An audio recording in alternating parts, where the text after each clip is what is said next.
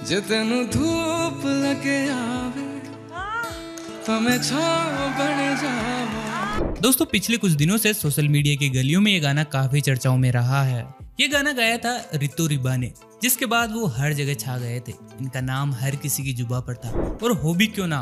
अगर कोई इतना टैलेंटेड हो और उसे बेवजह किसी टीवी शो से निकाल दिया जाए तो लोग आवाज तो उठाएंगे ही। प्यारी मीठी आवाज है। Thank you ma'am. कुछ season I would say you are not prepared, आपको और मेहनत करनी पड़ेगी। आई एग्री एंटायरली, मेहनत थोड़ी बाकी है बेसिकली आपकी, सो सॉरी अबाउट दैट। इनकी आवाज जब सुनेंगे तो आपको लगेगा कि एक अरसे बाद किसी सिंगर की आवाज सुनी है, और लगेगा कि बिना ऑटो ट्यून के भी संगीत हो सकता है। और साथ ही महसूस होगा कि कान फोड़ने के अलावा संगीत कानों को सुकून और मन को शांति भी दे सकता है। लेकिन अब सवाल उठता है कि आखिरकार इतने टैलेंटेड सिंगर को इंडियन आइडल से क्यों निकाल दिया गया। आज जानेंगे इस मुद्दे का पूरा सच। अगर आप ऋतु रिबा के फैन हैं तो कमेंट करके हमें जरूर बताइए कि क्या उन्हें इंडियन आइडल में फिर से जाना चाहिए। और हाँ, अगर आप इस चैनल पर नए हैं तो चैनल को कर लीजिए सब्सक्राइब और ये बेल आइकन दबाना ना भूलें, ताकि नए आने वाले वीडियोज आपको सबसे पहले मिले। दोस्तों आपको बता दें कि ऋतु रिबा पासीघाट अरुणाचल प्रदेश के रहने वाले हैं। वो एक सिविल इंजीनियर है। वैसे इंजीनियर्स के बारे में एक लाइन बेहद मशहूर है, कोई इंसान अगर इंजीनियर है तो वो इंजीनियरिंग के अलावा सब कुछ कर सकता है। इसी कहावत को चरितार्थ किया है ऋतु रिबा ने। ऋतु रिबा बचपन से ही बेहद अच्छा गाते थे और कंपोजिंग भी बढ़िया कर लेते थे। आज से करीब 8 साल पहले से वो YouTube पर वीडियोस डाल रहे हैं। लोग इनके वीडियोस को काफी ज्यादा पसंद भी करते थे। इसी वजह से कई लोगों ने इनसे कहा कि भाई यार, आप इतना अच्छा गाते हो, क्यों ना एक बार रियलिटी शोज में ट्राई करो, वहाँ ऑडिशन क्यों नहीं देते। अगर आप वहां जाओगे तो आपकी एक अलग पहचान बनेगी, पूरा देश तुम्हें सुनेगा और एक ब्रॉड ऑडियंस भी मिलेगी। लेकिन ऋतु रिबा को सिंगिंग रियलिटी शोज की सच्चाई अच्छे से पता थी कि ये लोग फेक ही होते हैं। इसीलिए अपने भाई ऋतु रिबा ने कभी इन चीप शोज पर ऑडिशन नहीं दिया। लेकिन कुछ दोस्तों और परिवार के लोगों ने इन्हें फोर्स किया कि यार तुम बहुत अच्छा गाते हो, तुम ऑडिशन में सिलेक्ट हो गए तो क्या पता शो भी जीत जाओ। सभी के इतना फोर्स करने के बाद इन्होंने भी मन बना लिया और अरुणाचल से पहुंच गए सीधे सपनों की नगरी मुंबई में। यहाँ पर ऋतु रिबा ने न सिर्फ ऑडिशन दिया बल्कि इनका सिलेक्शन भी हो गया। और आप ही बताइए, सिलेक्शन ना होने की कोई वजह ही नहीं थी। दरअसल ये गाना गाते ही इतना अच्छा है, यहाँ तक कि टीवी में इंडियन आइडल के प्रोमोज भी इन्हीं के नाम से चलाए गए। मेरा खुदा तू ही दुआ में शामिल। आउटस्टैंडिंग टैलेंट मिला है। और जब ये टीवी राउंड ऑडिशन में आए तो इन्होंने खुद का कंपोज किया हुआ गाना गाया। एक तू ही है दिल ने जिसे हरदम अपना माना, कैसी लगी लगन, जो कि आजकल के रियलिटी शोज में कभी नहीं होता। और ये इतना अच्छा गया कि विशाल ददलानी, नेहा और हिमेश ने जमकर तारीफों के पुल बांधे। लेकिन उसी दिन एक और चीज सामने आई। दरअसल विशाल ददलानी ने शो में इनको कुछ मैसेज दिखाए, जो कि रितो और एक शो मेकर के साथ हुई चैट थी, जिसमें उन्होंने कहा था कि रियलिटी शो फेक होते हैं। मेंबर से कुछ बातें हुई हैं। Yes sir. है ना? Yes sir. आपको दिखाई देता हूं मैं।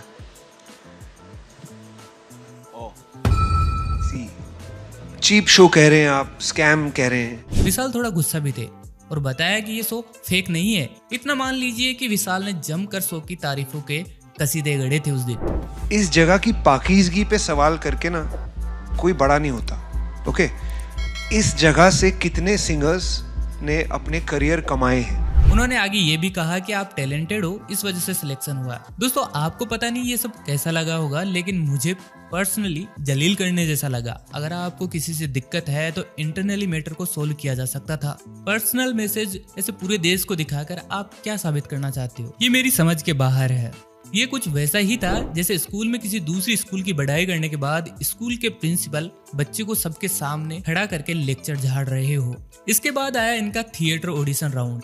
इस राउंड की शुरुआत में फिर से इन्हें याद दिलाया गया कि उन्होंने शो की बुराई की है। उसके बाद हिमेश रेशमिया इनसे ऑन द स्पॉट गाने की कंपोजिंग सुनने के मूड में थे और इन्हें टास्क दिया गया नेहा और रोहन प्रीत की लव स्टोरी के बारे में। इन्होंने तुरंत ही खड़े खड़े कंपोजिशन सोची और गाना सुना दिया।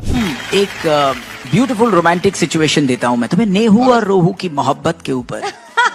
सडनली प्यार भरा कोई नगमा, कोई प्यारा।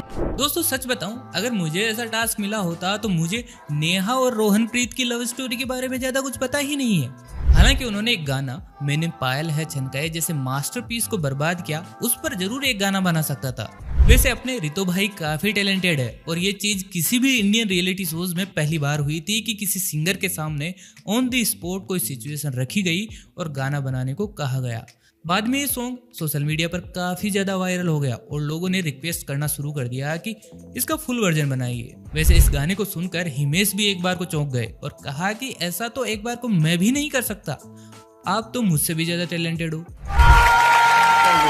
एक्सेप्शनल टैलेंट, इस बार का टैलेंट कमाल है यार। मैं तो समझता था कि ये सिर्फ मैं ही कर सकता हूँ, लेकिन तुम तो मुझसे भी अच्छा करते हो यार। Thank you so much. तो दोस्तों अब बात ये आती है कि जब रितु रिबा इतने ही अच्छे सिंगर है, जज इनकी इतनी तारीफें कर रहे थे, हिमेश रेशमिया इन्हें अपने से ज्यादा टैलेंटेड बता रहे थे, तो आखिरकार उन्हें इंडियन आइडल 13 से निकाला क्यों? तो आपको बता दें कि इसमें गलती इंडियन आइडल के जजों की नहीं बल्कि गलती है शो के मेकर्स की। वो कैसे? तो आइए समझाते हैं हम आपको पूरा मामला। सबसे पहले शो के मेकर्स ने जजों को कहा कि इन्हें कोई डिफिकल्ट सी सिचुएशन दीजिए जिसमें ये गा ही ना पाए, क्योंकि 100 में से 90 लोग ऐसा कर ही नहीं पाते, चाहे वो कितने भी अच्छे सिंगर हो।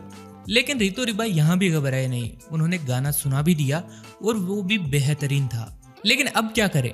तो शो मेकर्स ने प्लानिंग के तहत शो से बाहर का रास्ता इन्हें दिखा दिया, क्योंकि इस बंदे ने पहले ही शो को फेक करार दिया था और अगर ये बंदा अब भी इस शो में ज्यादा दिन टिकता तो ना जाने कितनी पोल पट्टी खोल देता। वैसे दोस्तों रितु रिबा ही नहीं बल्कि सोनू निगम भी इस शो को फेक करार दे चुके हैं। तो मेरा ये मानना है कि जब आप टैलेंट को जज करते हैं, चाहे वो पेंटिंग हो, चाहे वो गायन हो, चाहे वो नृत्य हो, चाहे वो लेखन हो, आपको उस टैलेंट पे ध्यान देना चाहिए बजाय कि उसके बैकग्राउंड पे या उसकी कहानी पे। क्योंकि नाटक बहुत लोग कर सकते हैं, अपने आप को उनको मालूम पड़ गया कि आजकल अगर थोड़ा सा अपनी कहानी बना दो तो लोग थोड़ा ध्यान ज़्यादा देते हैं या उनके बारे में बात करते हैं।